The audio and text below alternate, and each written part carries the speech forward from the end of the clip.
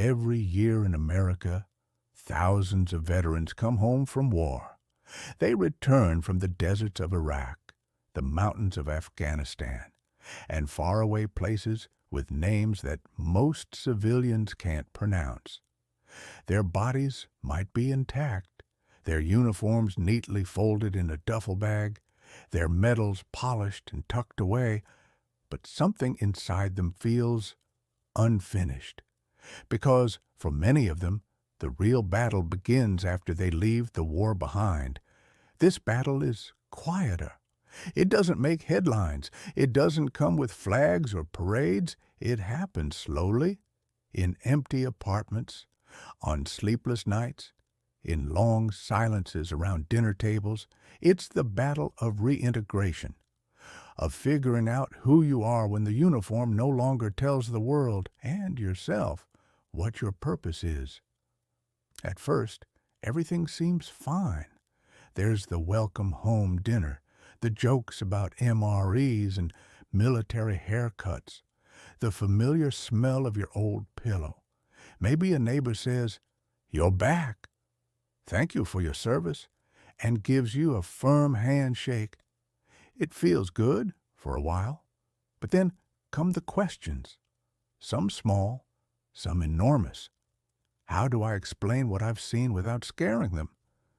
How do I sit still in traffic without gripping the steering wheel like it's a rifle? Why do I feel most alert at night and uneasy in crowds? Why do I miss something I also hated? Civilians mean well. They want you to be okay. But most of them don't understand what it's like to go from hypervigilance and high stakes to grocery lists and small talk. They ask, "What was it like over there?" But they don't really want the whole truth. And even if they did, would you know how to say it? Some veterans try to blend back in. They get jobs, go back to school, attend family barbecues and little league games, but something always feels a little off. Like everyone else is tuned into a different frequency.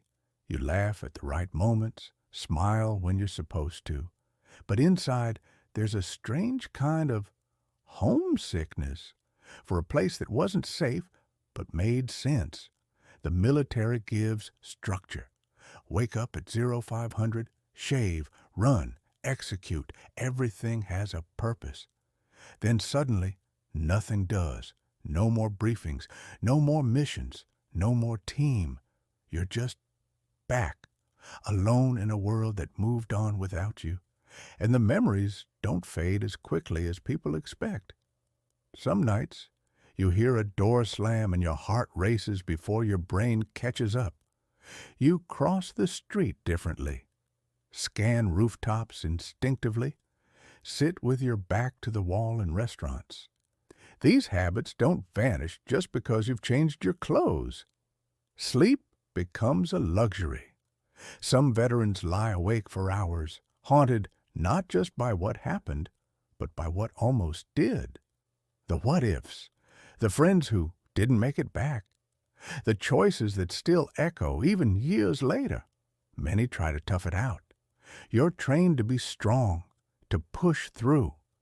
So you say you're fine again and again until you start to believe it, at least enough to keep going. But slowly, cracks appear. You miss a few appointments. You stop calling people back. The job you found doesn't last. Bills pile up. Maybe you start drinking a little more just to sleep, just to feel normal, just to get through the day. And then one day you realize you're not okay. You're sitting in your car in the middle of the night because you don't want to go home. Or worse, you no longer have a home to go to. It happens more often than most people think. A bad month turns into a bad year. The support system fades. Pride keeps you from asking for help. And without realizing it, you slip through the cracks. You become one of the over 35,000 veterans experiencing homelessness in the U.S. on any given night. This isn't about laziness. It's not about weakness. It's about systems that don't support the transition, about wounds that don't bleed but hurt just the same, about a society that says thank you but doesn't always follow up with action. Some veterans fight through. They connect with others, find therapy, discover purpose again. But for many, that journey is long, hard, and lonely. There's no GPS for life after war, just trial and error, one step forward, two steps back. And the saddest part, most people never hear these stories. They see the uniform, the flag, the salute. They don't see the nights spent in a shelter, or the job interviews that go nowhere, or the quiet grief that never quite lives. That's why we're telling these stories. Not to blame, not to shock, but to understand, to shed light on the realities veterans face after their service ends. Because when we understand, we can care more deeply. We can support more effectively. We can listen, really listen, without judgment. If this story resonates with you even a little, consider subscribing to U.S. Veteran Tales. This is where we honor veterans not just for what they did, but for what they're still trying to do. Heal, rebuild, live. Because the war may end, but the story doesn't.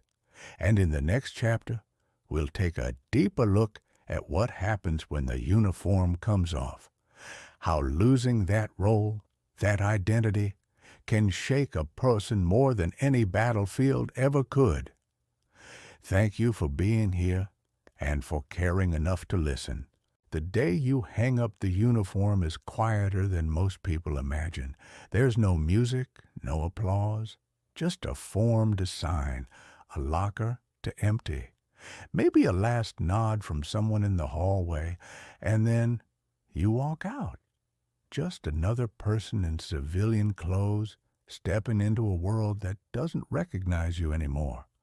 For years, that uniform was more than just a set of fatigues. It was a second skin, a shield, an identity. It told people who you were, what you did, and what you were capable of. It carried your rank, your name, your history, but now without it, you're just you. And for some veterans, that's the hardest part, because when the uniform comes off, so does the certainty. In the military, everything has a place. Every day has a plan. You know your mission. You know your role. Even when things go sideways, there's always structure. Someone to answer to. Someone to back you up. A purpose to wake up for. But civilian life isn't built like that. It's messy. It's disorganized. It runs on suggestion, not command. And suddenly, the skills you've relied on for years, discipline, leadership, decision-making under pressure, don't seem to count for much when you're filling out job applications that ask if you've ever used Microsoft Excel. Employers don't always know what to make of military resumes. Team leader for Rapid Deployment Infantry Unit doesn't translate easily to office work. So you start hearing phrases like, "You're overqualified," or "We went with someone with more civilian experience." And even though you were trusted to make life or death decisions overseas, you're now being told you're not quite right for a customer service position.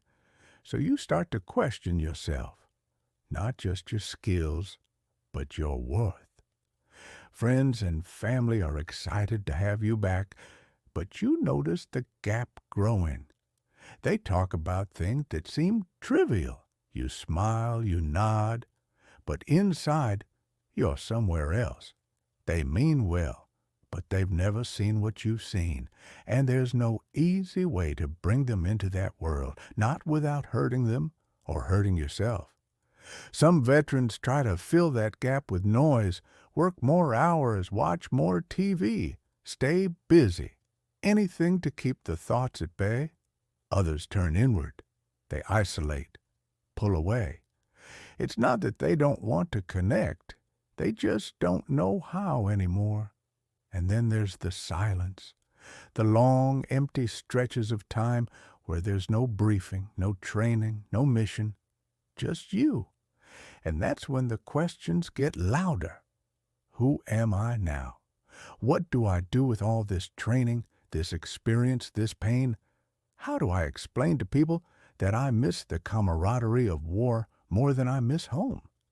Some veterans describe it like losing a family, because that's what it was. A team, a bond forged under pressure deeper than most civilians will ever know. In the military, someone always has your six. In civilian life, you're not sure anyone even sees you, and that's when depression starts to creep in. Quietly. It doesn't always look like sadness. Sometimes it looks like anger, frustration, a short fuse. Other times, it's exhaustion, a kind of emotional burnout that makes even getting out of bed feel like a battle. The VA is there, but it's overwhelmed. Long wait times, paperwork, clinics that feel more like factories than places of healing. Some veterans get the help they need. Many don't. And not everyone knows how to ask. Because asking for help feels like weakness. And weakness is something the military trains out of you. So instead, you carry it, alone. You tell yourself, other people had it worse. You tell yourself, I should be stronger than this. You tell yourself, I don't deserve to feel this way. But trauma doesn't follow logic. It doesn't care how tough you are. And the longer it stays buried, the heavier it becomes. Some veterans try to drown it, with alcohol, with pills, with distractions. It works for a while, but only for a while. And when those things stop working, what's left is a kind of emptiness that's hard to describe. That's how the fall begins. Slowly, quietly. A missed rent payment, a lost job, a relationship that doesn't survive the strain. And suddenly, a veteran who once led a squad through enemy fire is now sleeping in a car or under a bridge or on a cot in a crowded shelter. It doesn't happen all at once. And it's not because they're broken. It's because the system wasn't built to catch them when they fall. There's a myth in America that veterans are either heroes or victims. But the truth is, they're human, complex, flawed, resilient, and many are trying desperately to rebuild something that feels normal. Some find their way back. They connect with other vets. They discover purpose again. Maybe through helping others, maybe through creating something, maybe just by surviving one more day. Peer support programs, therapy, and communities that truly listen can make all the difference. Others are still out there, waiting, wondering if anyone notices. And that's why telling these stories matters. Because when we talk about what really happens after the uniform comes off, we stop seeing veterans as statistics. We start seeing them as people. People who gave years of their lives in service and who deserve more than silence in return. So if you're still with us, thank you. It means something. And if you haven't subscribed yet to U.S. Veteran Tales, this is your moment. These are not just war stories. They're life stories. Stories of struggle and resilience, of identity lost and found. In the next part of this episode, we'll follow the journey of what happens when the bottom truly drops out, and how one veteran, like many others, found themselves with no roof, no job, and no direction. We'll explore the road that leads from disorientation to despair, and the sparks of hope that can still rise in the darkest places. Stay with us. Their stories matter. It doesn't happen in one day. The road from service to homelessness is never a straight line. It's a slow unraveling. One missed paycheck, one strained relationship, one closed door at a time. At first, there's a plan. There's always a plan. A few months on the couch at your cousin's place while you job hunt. Or maybe you've got some savings, a little breathing room. You think, I just need a chance. Something will work out. But time has a way of sneaking up on you. The job interviews lead nowhere. The money stretches thinner than you expected. The people who said, stay as long as you need, begin to glance at the calendar, and you start to feel it, the silent ticking of the welcome wearing off. Then come the decisions you never thought you'd have to make. Sell the car or keep it and sleep inside it. Pay for a phone plan so you can get callbacks, or for food that day. You learn how to ration not just meals, but hope. One veteran described it like this. You don't realize you're homeless the first night you sleep in your car. You tell yourself it's temporary, you're just between places. But by the third night, you're not pretending anymore. And even then, you don't want anyone to know. There's shame. So much shame. How did it come to this? You were trained to lead, to survive the worst of humanity. And now, you're standing in line at a shelter, hoping your name is still on the list, or sitting in a public library all day because it's warm and no one asks questions. And still, you try to maintain some dignity. You wash in gas station sinks. You keep your boots clean. You practice answers in case someone asks what you do. You avoid the mirror when you can, because it reminds you too much of what you've lost. Some veterans carry everything they own in a backpack, documents in plastic sleeves, a few photographs, a medal or two tucked in the side pocket, proof of a life that once made sense, proof that they mattered. They find each other sometimes, in parks, under bridges, at shelters. There's a strange comfort in knowing someone else understands. You don't have to explain the nights you still sleep with one eye open, or the way loud noises make your heart jump. They get it. No words needed. But homelessness wears on you. It breaks down your sense of time. Days blur together, nights stretch endlessly. You lose track of what month it is. You forget birthdays, appointments. Even your own reflection starts to look unfamiliar, and the world moves on. People pass you by on the sidewalk without making eye contact. Some drop $1, some cross the street. Others judge silently, thinking he must have done something wrong. Few ask, what happened? The truth is rarely simple. For some, it was untreated PTSD. For others, addiction. For many, just a lack of support. A system that says, thank you for your service, but leaves you on hold when you call for help. There are programs, yes, shelters, outreach teams, caseworkers, but they're often overburdened, underfunded, and filled with red tape. You fill out forms, wait weeks, get added to lists. By then you might be sleeping on a bus bench, wondering if any of it will actually lead somewhere. And yet, something keeps you going. Maybe it's a letter from a child you haven't seen in years. Maybe it's a memory of a friend who didn't make it home. Maybe it's the thought that you survived a war. You can survive this. Some veterans do make it back. They find housing through non-profit programs. They enter transitional shelters run by people who care deeply. They get connected with mental health services. One step at a time, they start to rebuild. But it's not easy. Re-entry into civilian life was hard enough with a roof over your head.